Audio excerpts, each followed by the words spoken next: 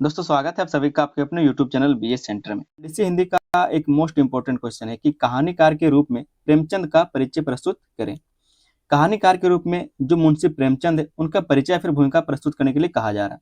इसी क्वेश्चन को दूसरे तरीके से घुमा के दे सकता है कि मुंशी प्रेमचंद के कहानी साहित्य का वर्णन करें या फिर कहानी साहित्य की विशेषताओं का वर्णन करें। ठीक है, तो आज का जो हमारा क्वेश्चन है वो है कहानीकार के रूप में प्रेमचंद की परिचय प्रस्तुत करें। थोड़ा सा हम आपको प्रेमचंद जी के, जो मुंशी प्रेमचंद जी हैं, इनका परिचय आपको ऐसे मुजवानी दे देते हैं। ठीक है, इनका जो जन्म है, इनका जन्म हुआ था बनारस में। इनका जन्म हुआ था बनारस में 1880 में। ठीक है, 1880 में बनारस में इनका जन्म होता है। इनका जो नाम है वो धनपत राय होता है उस टाइम में, और इनकी जो मृत्यु वो 1936 में हो जाती है। आज से मान सकते हैं, आज क्योंकि 2026 हो गया है तो लगभग 90 साल पहले इनकी मृत्यु हो चुकी है।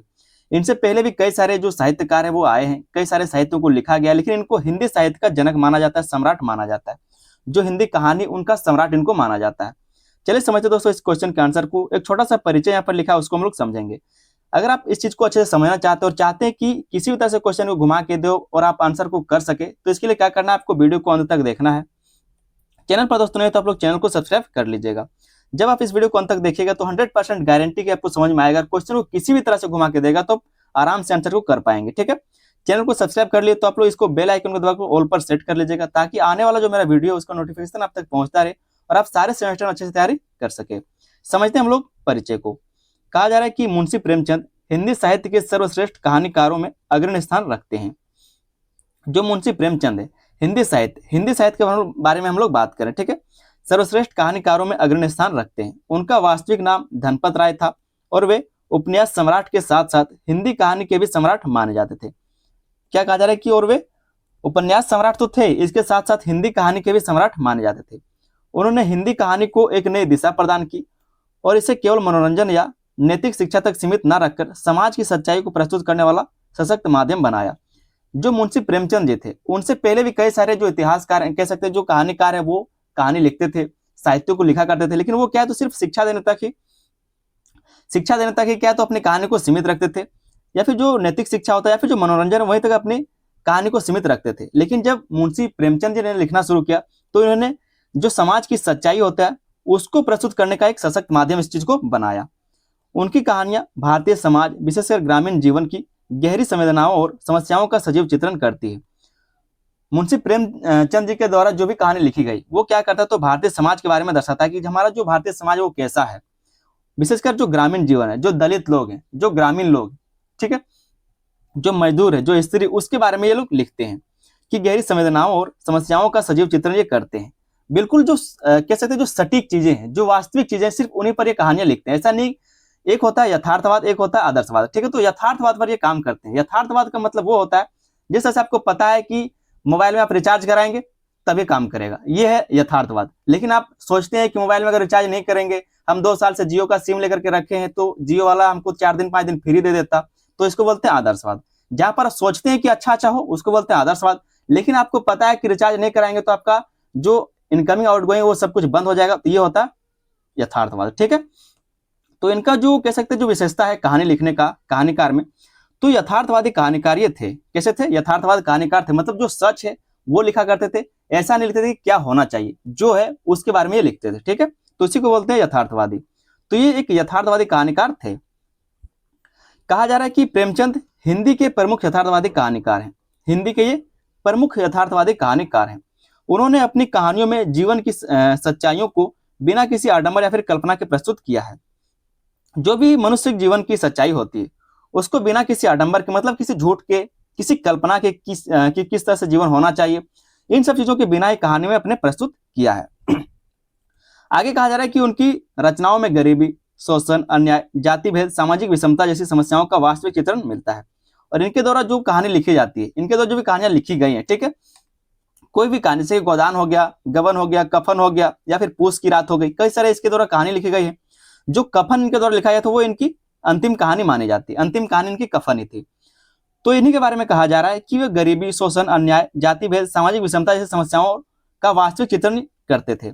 मतलब जो भी समाज में गरीबी है, जो भी समस्याएं, सिर्फ उन्हीं चीजों के बारे में ये लिखते थे। उदाहरण के लिए पूस की रात में किसान की गरीबी और संघर्ष का मार्मिक चित्रण मिलता है। ठीक है, क्या तो मार्मिक चित्रण वहां पर मिलता है। इस प्रकार प्रेमचंद ने कहानी को वास्तविक जीवन से जोड़कर उसे अधिक प्रभावशाली बना दिया। ये पूस की रात क्या है, डिटेल में हम इसके लिए आंसर करवा चुके हैं। आपको वीडियो का लिंक डिस्क्रिप्शन मिल जाएगा, तो एक बार जाके चेक कर लीजिएगा, ठीक है। पूस की रात क्या थी और वो कहानी क्या था, प्रेमचंद जी के द्वारा क्या कहानी उसमें लिखा गया है, उसके बारे में डिटेल में हम पहले से करवा चुके हैं। एक शब्द यहाँ पर आया मार्मिक। तो मार्मिक का मतलब क्या होता है हम आपको क्लियर करा देते हैं ताकि आप चीजों को समझ सके। मार्मिक का मतलब होता है ऐसा घटना जो आपके दिल पर लग जाए, जो आपको दिल से झंझोर दे, ठीक है, उसको बोलते हैं मार्मिक।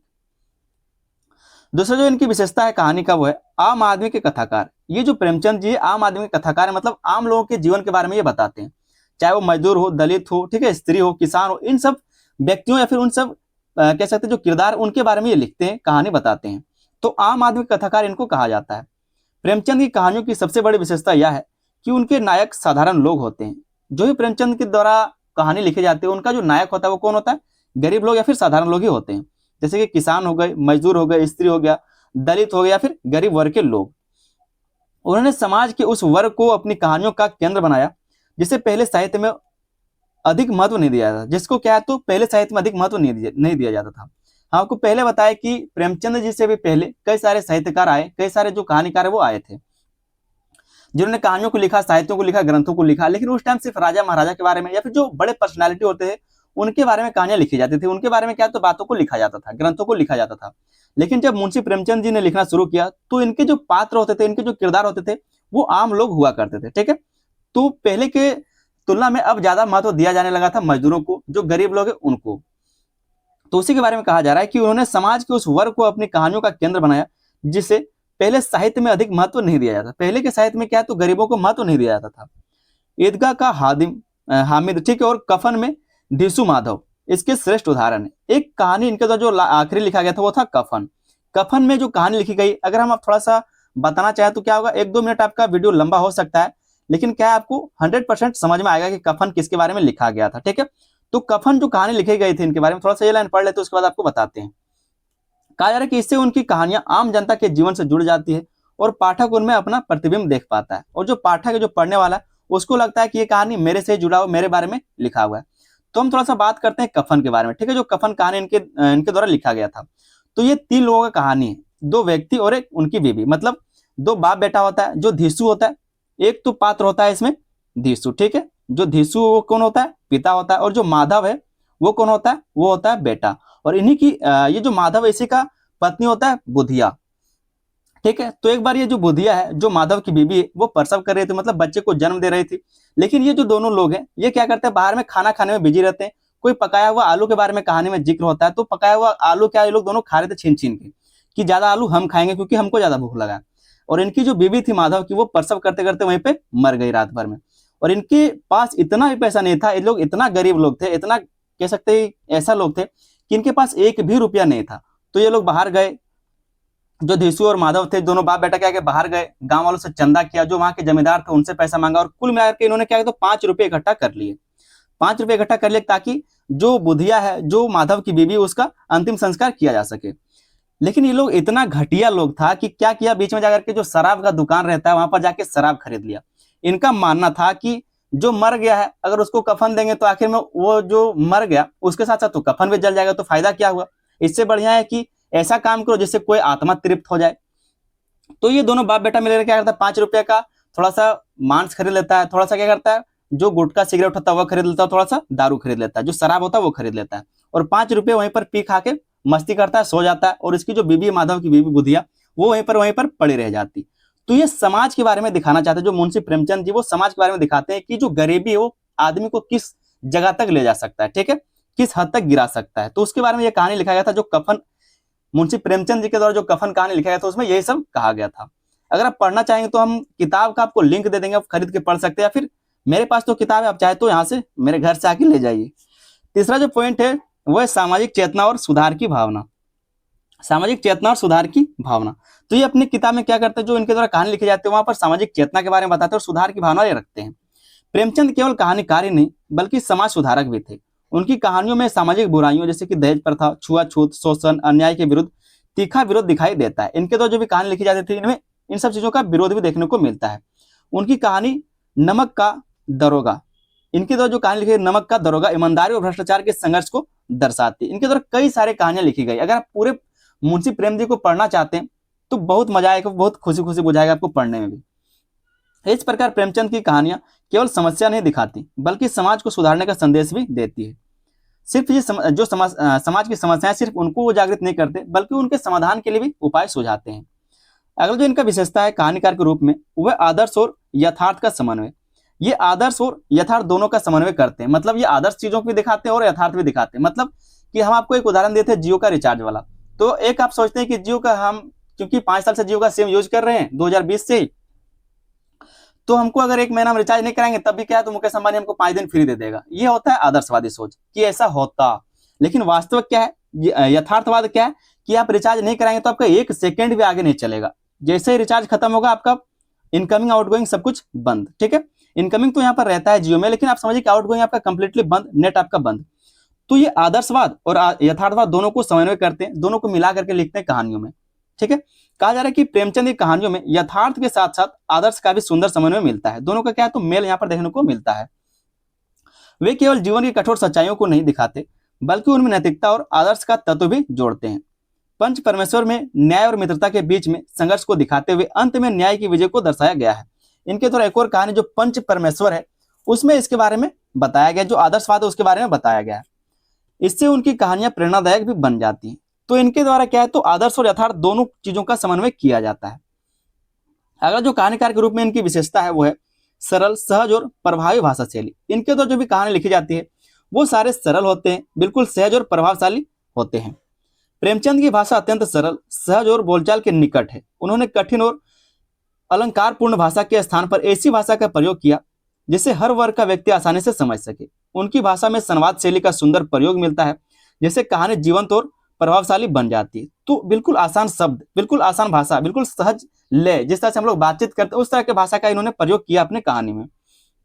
यही कारण है कि उनकी कहानियां आज भी उतनी ही लोकप्रिय है। आज भी क्या है तो इनके कहानियों को लोग पढ़ते हैं, आज के टाइम में भी इनके कहानियों को लोग पढ़ते हैं। ठीक है, छठा जो इनका विशेषता है वह पात्र चित्रण की विशेषता।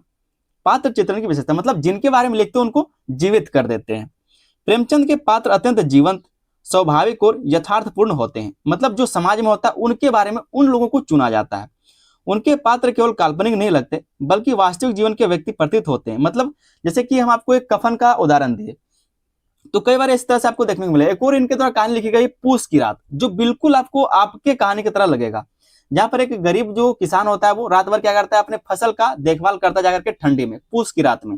हालांकि वो कहानी हम पहले डिस्कस कर चुके, जाकर एक बार देख लीजिएगा आप लोग। ठीक है, तो इस तरह से कहानी को वो लोग लिखते हैं, जो प्रेमचंद उस तरह से कहानी को लिखते हैं कि जो पात्र होता है, इनके जो भी किरदार होते हैं वो बिल्कुल जीवंत लगते हैं। वे अपने पात्रों के मनोभाव, संघर्ष और परिस्थितियों का गहराई से चित्रण करते हैं, जिससे पाठक उनसे भावनात्मक रूप से जुड़ जाता है। इस प्रकार उनके पात्र लंबे समय तक पाठक के मन में बसे रहते हैं और इनके द्वारा जो भी कहानी लिखी जाती है और जो पाठक उसको पढ़ता है, जो भी लोग उसको पढ़ते हैं तो उनको लगता है कि ये कहानी मेरे ही बारे में, और वो कहानी उनको हमेशा के लिए याद रह जाता है। अगली जो इनकी विशेषता है कहानीकार के रूप में वो है कथानक और शिल्प की विशेषता। कथानक का मतलब क्या होता है थोड़ा सा आप लोग समझ लीजिए। कथानक का मतलब होता है कोई भी कहानी का पूरा बात, कि कहानी में क्या क्या हुआ, कौन से पात्र थे और क्या क्या चीजें यहाँ पर घटी, तो उसको बोलते हैं कथानक। ठीक है, तो कथानक और शिल्प की क्या विशेषता है इसके बारे में थोड़ा सा समझिए। प्रेमचंद की कहानियों का कथानक सुसंगठित, रोचक और उद्देश्यपूर्ण होता है। उनके द्वारा जो भी कहानी लिखी जाती है वो कैसे होता है तो सुसंगठित होता है, रोचक होता है, उद्देश्यपूर्ण होता है। वे अनावश्यक विस्तार से बचते हैं और सीधे विषय पर आते हैं। मतलब जो लंद फंद चीज है, जो बेकार का चीज है, वो ये नहीं लिखते हैं, बिल्कुल सटीक चीजों पर ध्यान देते हैं। उनकी कहानियों में प्रारंभ, मध्य और अंत का संतुलन बहुत अच्छा होता है, जिससे कहानी प्रभावशाली बनती है। उनका शिल्प सरल होते हुए भी गहरा और अर्थपूर्ण होता है। तो ये भी इसका एक विशेषता रहा है। अगला जो यहाँ पर विशेषता है मुंशी प्रेमचंद जी के कहानीकार का, वह हिंदी कहानी को नई दिशा देने में योगदान। क्योंकि इनसे पहले भी कई सारे साहित्यकार आए, कई सारे कहानीकार आए जिन्होंने लिखा है, लेकिन जब से मुंशी प्रेमचंद जी ने लिखना शुरू किया तब से क्या है तो कुछ दिशा ही बदल दिया गया है। तो हिंदी कहानी के को नई दिशा देने में ये योगदान देते हैं। कहा जा रहा है कि प्रेमचंद का सबसे बड़ा योगदान यह है कि उन्होंने हिंदी कहानी को आदर्शवादी और मनोरंजन प्रधान रूप में निकालकर यथार्थवादी और सामाजिक रूप प्रदान किया है। ये जो मुंशी प्रेमचंद जी इन्होंने क्या किया तो जो हिंदी कहानी था उसको आदर्शवादी भाव से निकाल करके, जो मनोरंजन प्रधान था उससे निकाल करके क्या है तो यथार्थवादी और सामाजिक रूप में प्रदान कर दिया है। मतलब पहले लोग इस तरह से लिखते थे क्या होना चाहिए, कैसा राजा होना चाहिए, इसके बारे में वो लिखते थे कि किस तरह से मजा आए कहानी को पढ़ के उसके बारे में। लेकिन जो मुंशी प्रेमचंद जी आए तो उन्होंने यथार्थवादी के बारे में लिखना शुरू किया कि किस तरह से समाज हमारा है और किस तरह से काम करता है। उन्होंने कहानी को समाज का दर्पण बनाया और इसे एक स्वतंत्र एवं सशक्त साहित्य विधा के रूप में स्थापित किया। विधा का मतलब होता है एक तरीका, ठीक है।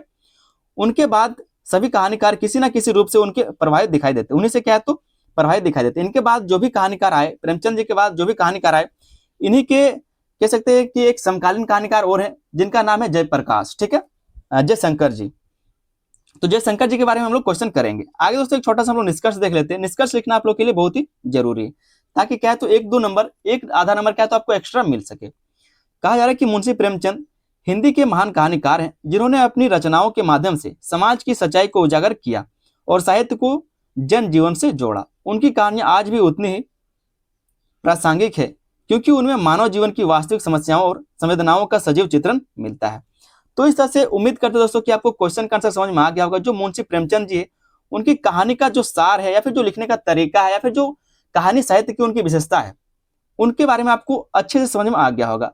उम्मीद करते हैं आप वीडियो को अंत तक देखें। अगर आप लोग वीडियो को अंत तक देखें तो आप लोग कमेंट करके जरूर बताइए कि आपने अंत तक वीडियो को देखा है।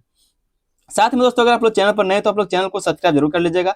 साथ में बेल आइकन को दबाकर उसको ऑल पर सेट जरूर कर लीजिए, ताकि आने वाला जो मेरा वीडियो उसका नोटिफिकेशन आप तक पहुंचता रहे और आप सारे सेमेस्टर में सभी विषयों में अच्छी तैयारी कर सके।